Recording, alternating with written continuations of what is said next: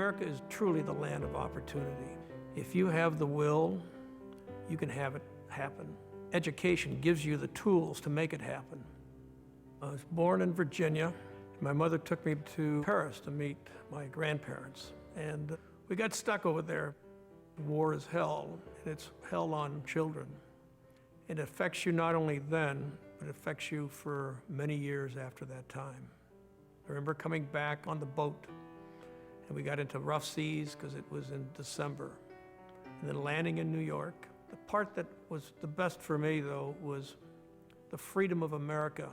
My mother would ship me out for the months of June, July, and August, and I worked on these farms and these ranches, and you got up at sunrise and you worked until sunset, worked for $5 a day plus room and board.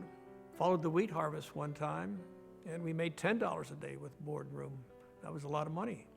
It was hard work, but it gave you a sense of gratification of what you did. Without the War Orphan Bill, I would not have been able to get an education. And that made a tremendous difference to me in my life. I always had the feeling that I wanted to work for myself. I wanted to create something on my own. And I remember playing canasta with my mother and my aunt. I remember you had to shuffle a lot of cards.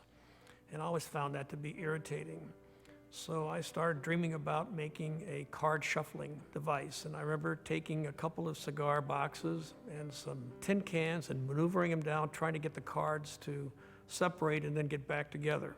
It failed, but maybe it was my first thinking about making an invention or coming up with new products. You heard about a problem, how's the best way to solve it?